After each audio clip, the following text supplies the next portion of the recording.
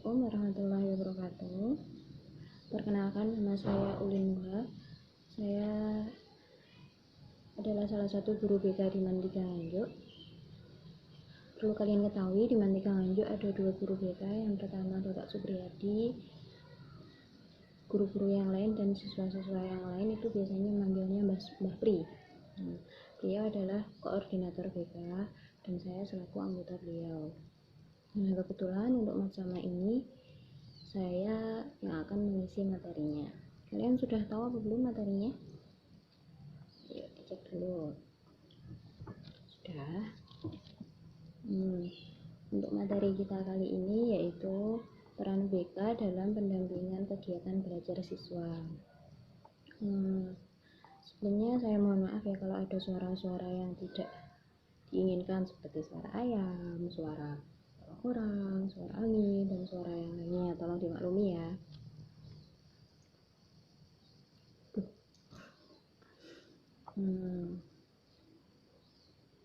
Berbicara tentang BK, guru BK, ruangan BK,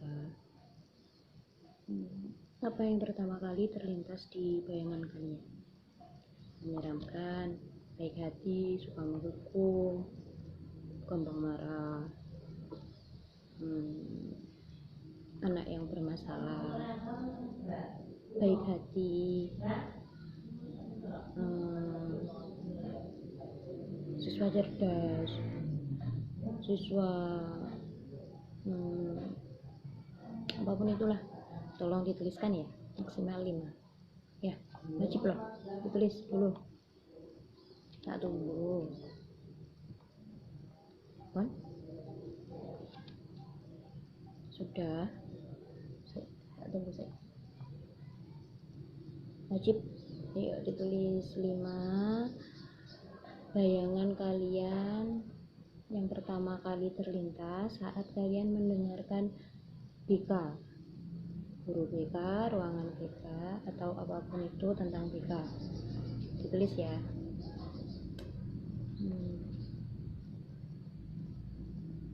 Sudah? Nah, kalau sudah ditulis, sekarang mari kita pelajari apa sebenarnya BK, bukan hanya yang terlintas di bayangan kalian.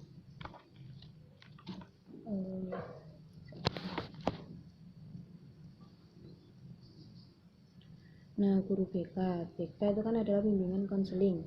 Pertama kita akan mendefinisikan tentang bimbingan. Mohon maaf ya kalau mata saya kadang ke arah sana.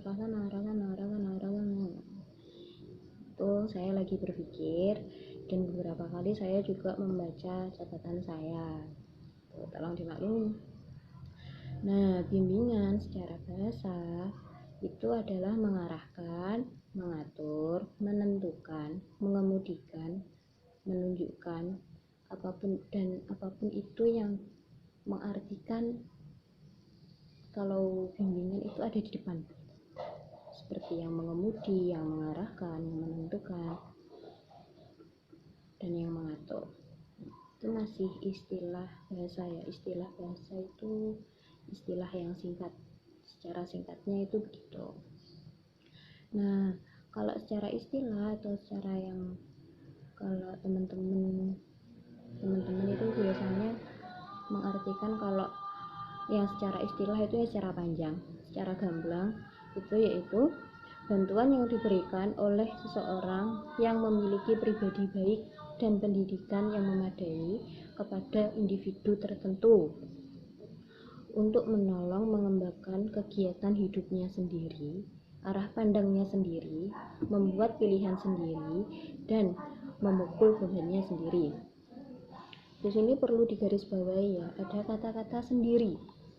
Jadi bimbingan itu hanya menolong, membantu, menemukan apa masalah yang sedang dihadapi, apa yang pilihan yang akan dipilih, dan bagaimana cara pandangnya yang akan dipilih. Jadi bimbingan itu tidak kamu harus memilih ini, kamu harus memandang sesuatu dengan cara ini, itu tidak. Tapi seseorang yang datang kepada konselor atau kepada BK tersebut yang akan menentukan sendiri. Gimana, paham? Kalau tidak paham, ditulis saja.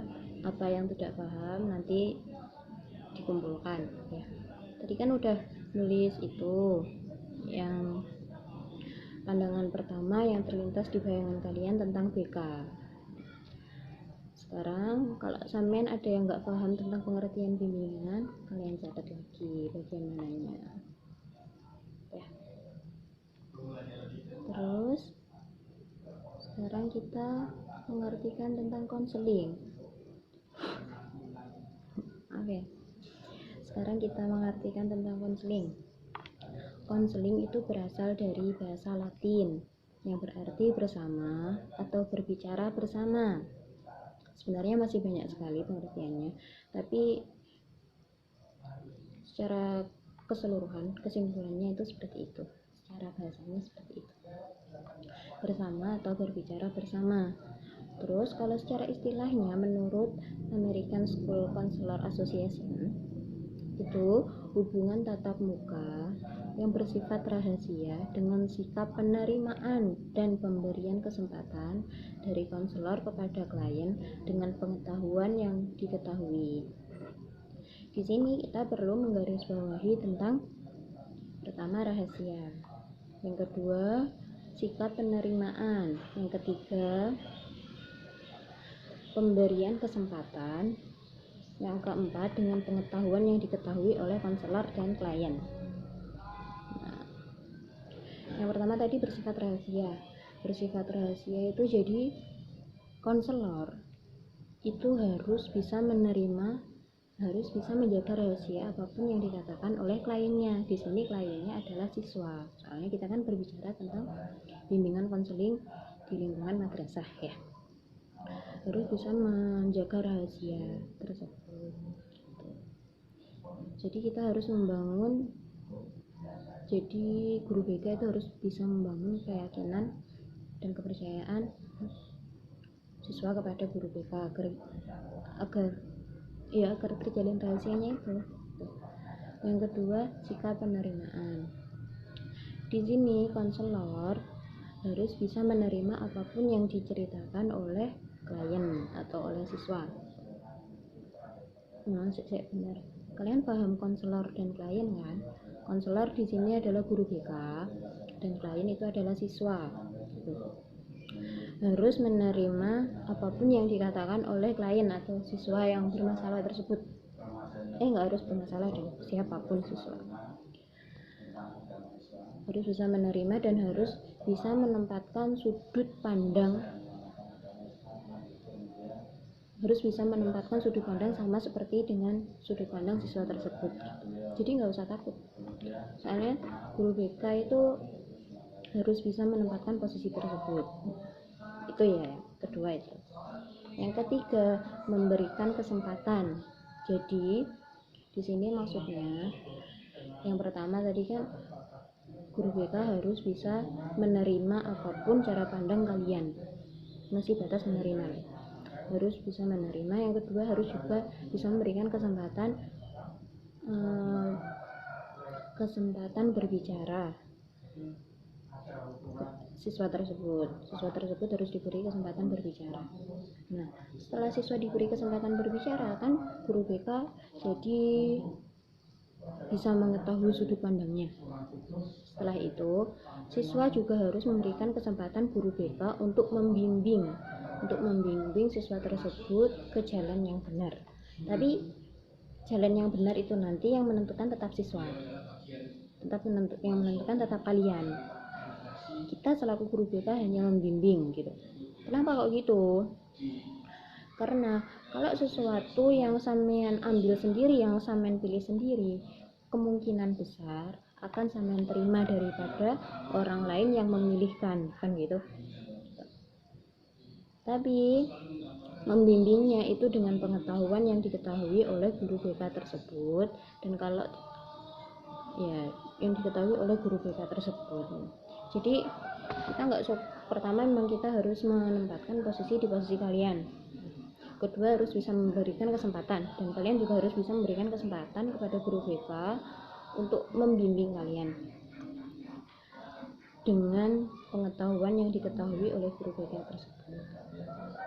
Kalau guru BK tidak bisa, atau kalau guru BK tidak mampu, tidak bisa memberikan bimbingan yang baik, maka nanti bisa dialih tangankan kepada yang lebih berhak. Misal kalau saya nanti saya lapor ke siapa, koordinator saya gitu.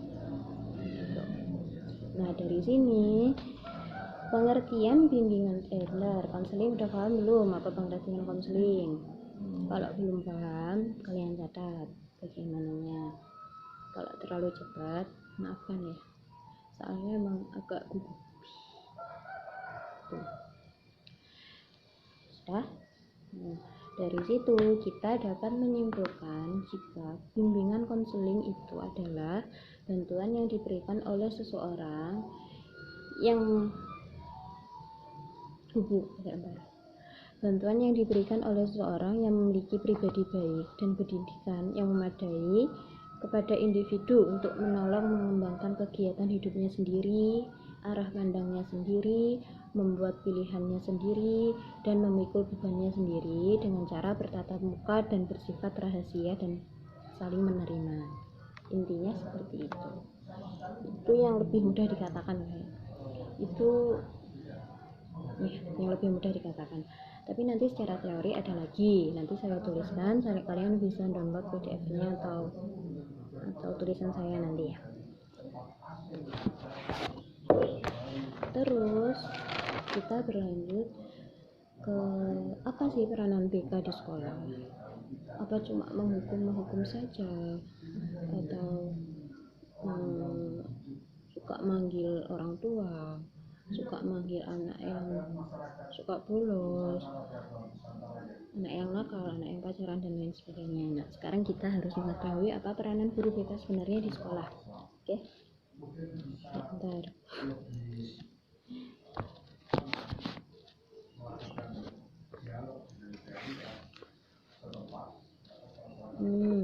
Kenapa harus ada guru BK di sekolah? Apa yang dilakukan guru BK di sekolah? Yang pertama sebagai pendamping. Ini saya sebutkan poin-poinnya dulu ya. Yang pertama sebagai pendamping. Yang kedua yang pertama nggak jadi pendek, langsung dijelaskan ya. Yang pertama sebagai pendamping. Maksudnya di sini sebagai pendamping yaitu sebagai teman dari siswa untuk mengoptimalkan masa perkembangannya. Gitu. Sebagai pendamping atau sebagai teman dari siswa. Banyak yang menganggap guru BK itu adalah tempatnya anak yang bermasalah, tempatnya anak yang nakal.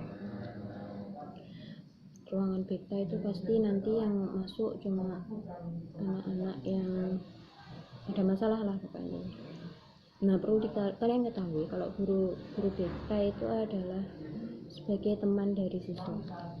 Jadi ya sebagai penampung apapun itu masalah kalian. Nggak harus anak yang bermasalah saja. Misal kalian ada unek-unek ke siapa, kalian bisa nyampaikan ke guru BK. Kalian pengen curhat tentang siapa, kalian bisa sampaikan ke guru BK. Kalian pengen konsultasi tentang baju misal, bisa, ini masalah sepele ya, bisa konsultasi ke BK. Bingung tentang ekstra yang mau dipilih, bisa konsultasi ke BK. Apapun itu. Terus juga bisa mengoptimalkan masa perkembangan siswa gitu. Di sini kan di psikologi ada beberapa tahapan masa perkembangan siswa ya, nanti akan saya jelaskan. Itu seperti contoh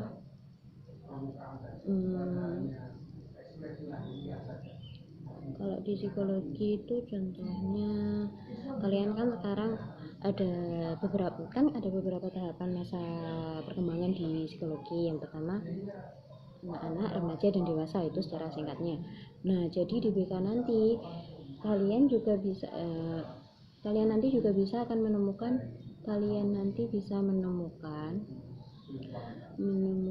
apa yang harus saya lakukan di umur saya sekarang ini. Sekarang saya masih anak-anak atau sudah remaja atau bahkan sudah dewasa. Nanti sampean bisa menemukan di situ, dan apa tugas-tugas saya dan apa yang harus saya jauhi ketika umur-umur saya seperti ini. Itu nanti BK akan membantu tentang hal itu. Yang kedua, memahami jika siswa mempunyai karakteristiknya masing-masing. Kalau ini sih membantu memahamkan siswa kalau setiap orang itu memiliki karakteristik masing-masing, memiliki karakteristik dan sikap masing-masing. Jadi agar semua siswa itu bisa paham, kenapa ya misal ada teman saya A, dia itu pendiam, terus ada teman B itu rame. Beberapa orang itu nggak bisa memahami, anak itu kok dia pendiam banget, anak itu kok rame banget gitu. Akhirnya nanti menimbulkan perselisihan. Nah, adanya guru BK itu nanti akan membantu meminimalisir perselisihan tersebut. Terus memberikan motivasi atau memberikan bimbingan bagaimana agar anak semangat belajar. Terus menempuh karir dan menata kehidupan. Nah, kalau menempuh karir ini biasanya nanti akan dimulai saat kalian kelas 3, tapi kelas 1 insya Allah sudah dimulai untuk pendataannya. Dan menata kehidupan ini lebih ke manajemen waktu. Kapan saya harus belajar, kapan saya harus tidur, kapan saya harus gitu. Dan yang terakhir itu membantu siswa memahami diri, menerima dan menolak lingkungan, memilih lingkungan sesuai dengan usia perkembangannya.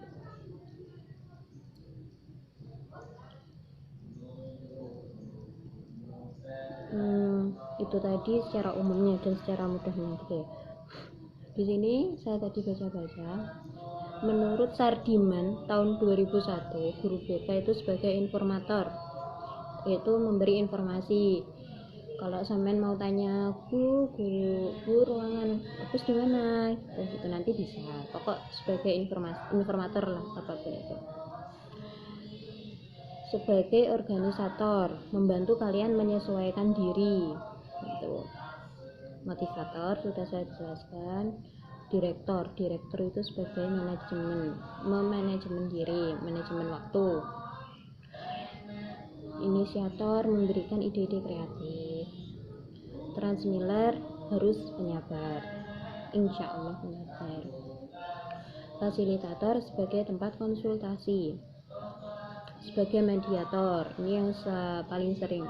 Sebagai mediator, sebagai penengah. Biasanya ada siswa yang bermasalah dengan salah satu seorang guru. Nah, nanti tugasnya biasanya wali kelas dulu. Kalau wali kelas belum bisa, baru jalan ke BK. Itu nanti sebagai penengah dan penemu bagaimana ini tempat kesalahpahamannya gitu. Terus sebagai evaluator itu kembali lagi ke nilai perkembangan, nilai karakteristik. Terus sebagai perancang pengajaran. Maksudnya perancang pengajaran di sini kan tadi kita harus menerima semua orang karena semua orang itu unik, berbeda-beda. Perancang pengajaran. Jadi di sini kalau bisa guru BK itu membantu siswa yang misal saya tidak bisa belajar di kondisi yang ramai gitu. Nanti siswa gini ya, guru BK itu nggak bisa tahu kalau kalian nggak ngomong. Kenapa? Karena guru BK itu jarang banget masuk kelas. Jadi kita itu bisa optimal itu kalau ada siswa yang ngomong, kalau nggak gitu ada yang memberitahu gitu. Nah, perancang pengajaran ini bisa optimal kalau ada siswa atau siapapun yang memberitahu kalau ada beberapa anak yang tidak bisa belajar dengan rame atau malah bisa belajar kalau rame. Saya tidak bisa belajar di belakang, saya bisanya belajar kalau ditempatkan di depan. Itu nanti guru BK akan membantu untuk memberitahu kepada yang berhak. dan sebagai pembimbing. Nah, sekarang kita memahami tentang karakteristik ya, karakteristik kalian di umur kalian. Kalian sekarang pasti sekitar umur berapa? Pokoknya antara berapa ya? 15 sampai 20-an. Itu secara umum itu masih digambarkan masa-masa remaja. Tapi tidak tahu kalau di antara kalian ada yang sudah lebih dari 20 tahun ya. Masa remaja itu entah ini dari salah satu tokoh ya, beberapa tokoh itu berbeda-beda. Kalau secara umum itu pada usia 11 sampai 24 tahun itu menurut Wirawan tahun 2002, jadi yang terbaru, termasuk yang terbaru. Itu remaja itu pada usia 11 sampai 24 tahun. Masa pengalihan dari usia anak-anak ke usia dewasa. Banyak di usia ini siswa mengalami kebingungan. Kenapa? Karena transisinya berubahnya itu sangat drastis dari anak-anak menuju ke dewasa. Apalagi di usia-usia kalian, di usia kelas 10 lah ya. Nah, karakteristiknya itu bisa dilihat perubahannya itu di mana? Yang pertama di fisik. Kalau di fisik nggak perlu saya jelaskan lah ya, kalian kan udah tahu, pastilah udah tahu. Ada yang belum tahu? Kalau belum tahu coba singkat tangan aja nggak apa-apa. Kalau belum tahu ditulis, Bu saya belum tahu perkembangan usia remaja di bagian fisik itu seperti apa, saya belum tahu, tolong ditulis ya. Tuh. Yang kedua, ini tadi masih menurut Wirawan ya, itu kemampuan berpikir, membandingkan. Yang pertama kan fisik, terus kemampuan berpikirnya itu juga berbeda, suka membanding-bandingkan. Terus identitas, bingung dengan identitas saya itu sebenarnya siapa, saya masih anak-anak atau masih remaja. Di situ nanti kalian akan menemukan beberapa kebingungan. Yang pertama penerimaan dan penolakan. Penerimaan misal ini masih berhubungan dengan fisik ya, penerimaan. Pertama, kalian harus secara tidak langsung dituntut untuk menjadi lebih dewasa. Kenapa? Karena kalian kan ada perbedaan dari anak menuju dewasa. Beberapa orang itu tidak menerima perbedaan tersebut. Yang kedua, berbagai peran. Kalian mencoba banyak peran. Bingung dengan kondisi saya seharusnya bagaimana, harus begini, harus begitu. Terus lebih egois, lebih mementingkan diri sendiri. Terus lebih banyak bergantung kepada orang tua dan lebih banyak berhubungan dengan teman sebaya. Kalau belum paham dicatat ya, saya juga tolong dicatat ya.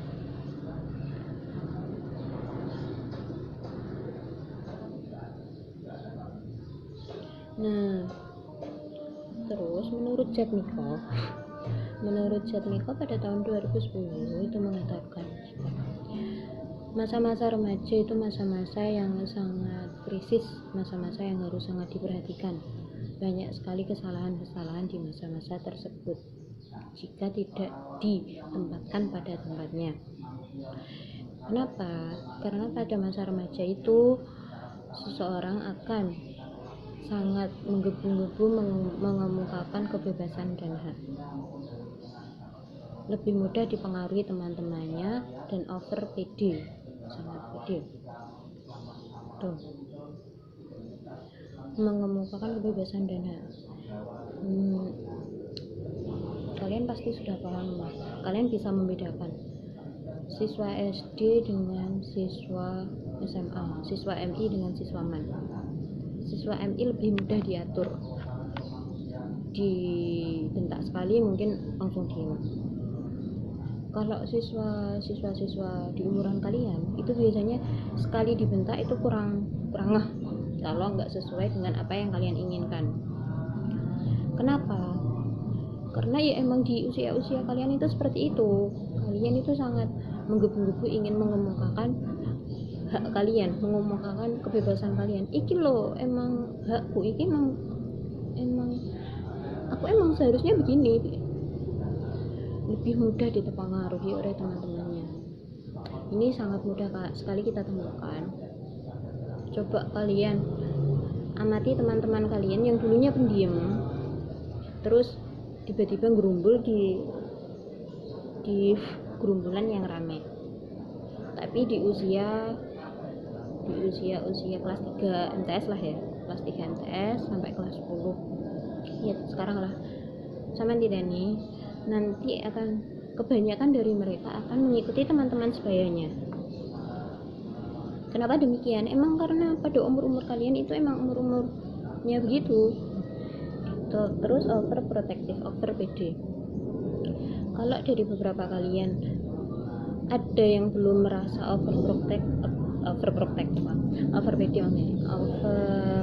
terlalu percaya diri, jangan salahkan loh ya. Ini cuma beberapa ciri-cirinya. Nanti akan lebih beda di usia kelas 10 alias usia 15 sampai 23 tahunan. Itu nanti akan lebih over PD.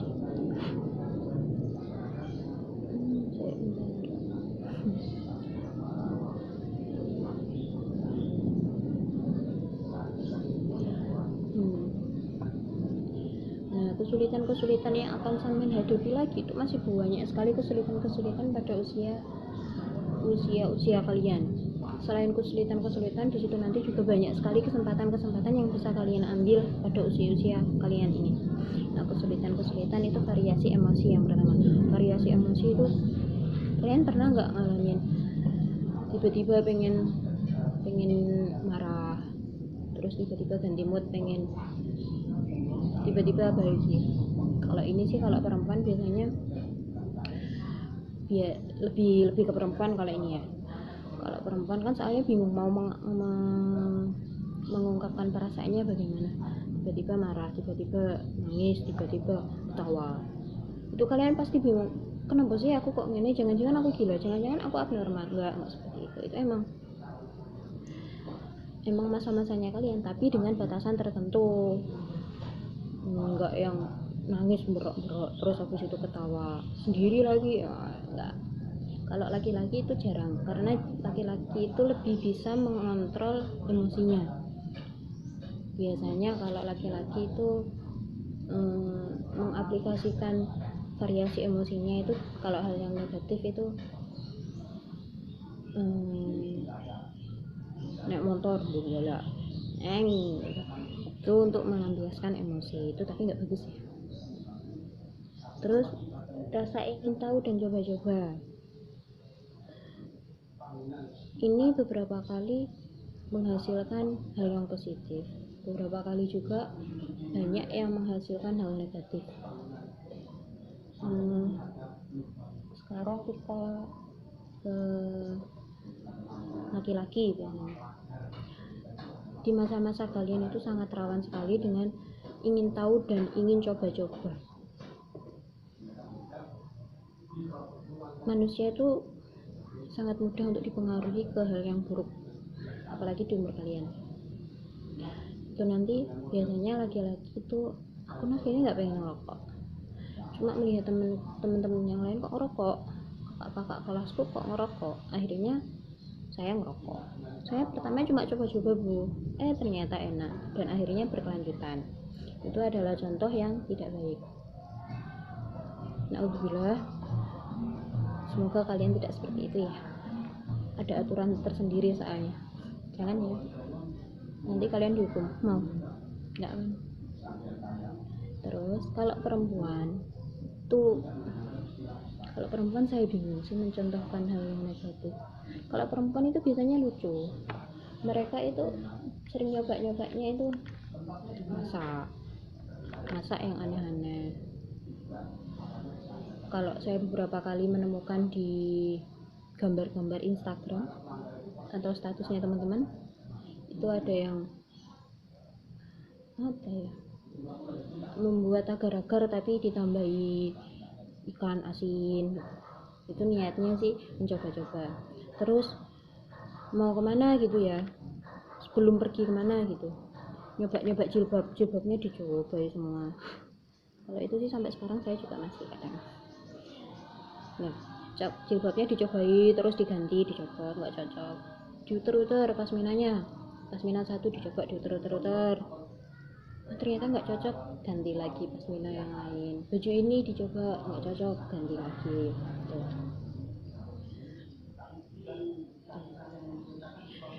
Nah, karena di posisi umur kalian yang ini itu sangat rawan sekali untuk coba-coba, jadi kalian juga harus sangat hati-hati sekali, tolong ya, hati-hati sekali. Ini tidak untuk kalian saja, tapi juga untuk keluarga kalian. Apapun yang kalian lakukan nanti pasti akan berdampak pada keluarga kalian. Kalian harus bisa mencoba sesuatu yang baru, yang baik, jangan yang buruk-buruk. Apalagi untuk yang laki-laki ngerokok, jangan. Obat-obatan yang haram jangan. Trek-trekan, terus naik motor balap-balap, jangan. Kalian juga harus bisa mempertimbangkan hal itu semua dengan keluarga kalian, madrasah kalian, sekeliling kalian. Terus bolos, ini banyak sekali bolos.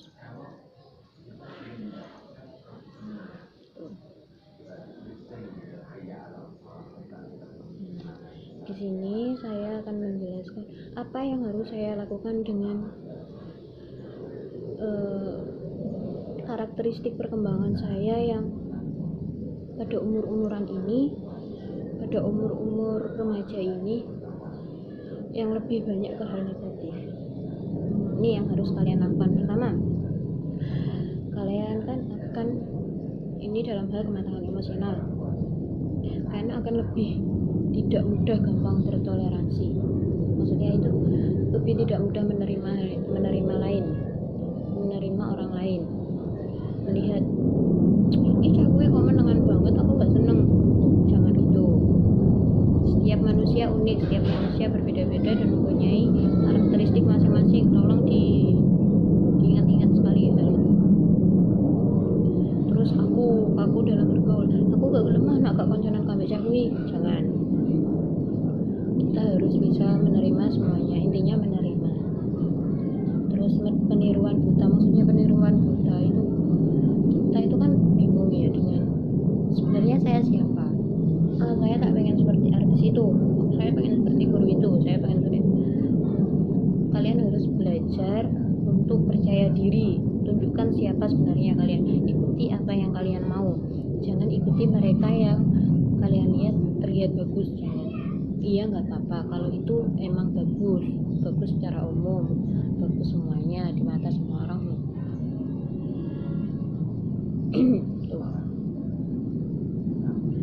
Perasaan tidak jelas tentang orang lain, itu yang saya bicarakan yang pertama. Kita harus saling menerima, tetap menerima. Selanjutnya kurang mengendalikan amarah. Itu lebih,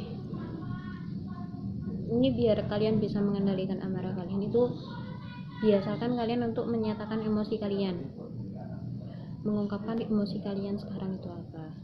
Kalau kalian bingung, saya kasih saran, sampean siapkan kertas, sampean tulis coret-coret gitu.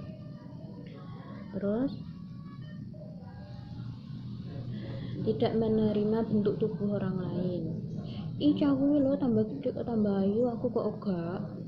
Itu enggak boleh. Kita harus bisa menerima, mengidentifikasi apa yang salah dengan saya, kenapa kok saya masih begini. Itu harus namanya identifikasi. Bergaul dengan banyak teman, menerima. Kita tidak harus menerima semua teman, kita menerimanya itu di luar, tapi dalam hati kita harus menentukan teman mana yang cocok jadi sahabat saya, jadi yang bisa membantu saya ke lebih baik gitu. Tuh, tapi juga jangan menolak teman-teman.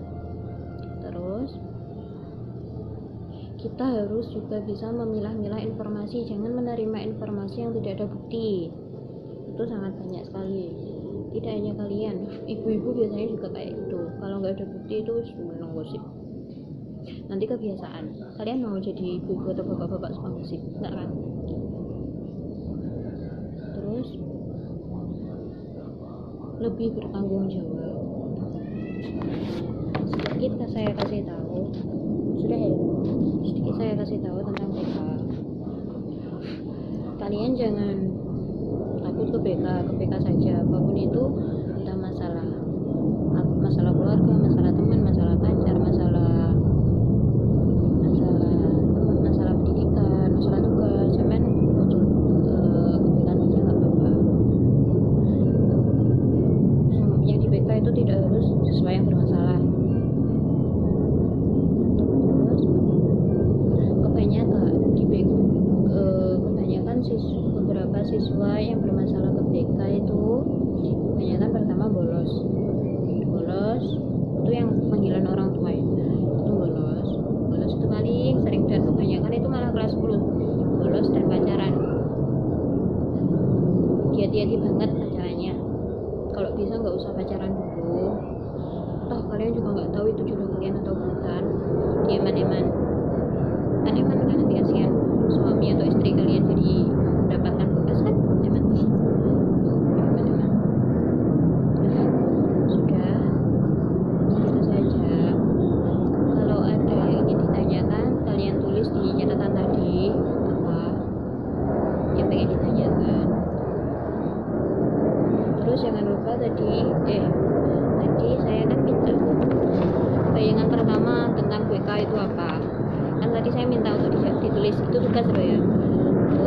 Dan yang kedua, sekarang setelah saya jelaskan ini, apa yang kalian tangkap tentang BK, tolong dicatat ya. Oke, saya nggak tahu. Segitu saja dari saya. Bila ada kurang lebihnya saya mohon maaf. Assalamualaikum warahmatullahi wabarakatuh. Alhamdulillahirrabbilalamin. Terima kasih kami sampaikan kepada Bapak Muhammad Zuhal SAG MBDI atas materi yang telah disampaikan. Semoga bermanfaat sebesar-besarnya bagi kita semua, terutama bagi siswa-siswi peserta Matsama Mandika Nganjuk. Untuk acara berikutnya adalah pemaparan materi yang akan disampaikan oleh Ibu Ulin Nuha SPSI selaku guru bimbingan konseling di Madrasah Aliyah Negeri 3 Nganjuk. Tema yang akan disampaikan adalah peran bimbingan konseling dalam pendampingan belajar siswa. Saya harapkan anak-anak kalian mengikutinya dengan sungguh-sungguh supaya kalian semuanya mengetahui peran BK dan kalian bisa memanfaatkan sebesar-besarnya dalam proses belajar kalian di Mandika. Kalau ada permasalahan ataupun kalian menentukan suatu pilihan di jenjang pendidikan kalian di perguruan tinggi nanti, maka peran bimbingan konseling akan sangat besar sekali. Dan jangan lupa kalian mengisi absensi di link yang disediakan, dan juga kalian mengisi link komentar yang di situ untuk menjawab pertanyaan yang diajukan oleh pemateri, di sini Ibu Ulin Nuha. Dan sekali lagi semuanya marilah kita ikuti dengan sungguh-sungguh, dengan Kita awali kembali dengan ucapan Bismillahirrahmanirrahim. Mudah-mudahan di sesi yang kedua ini juga berjalan lancar, tidak ada halangan suatu apapun. Berikutnya waktu dan tempat kepada beliau Ibu Uli Nuha dipersilahkan.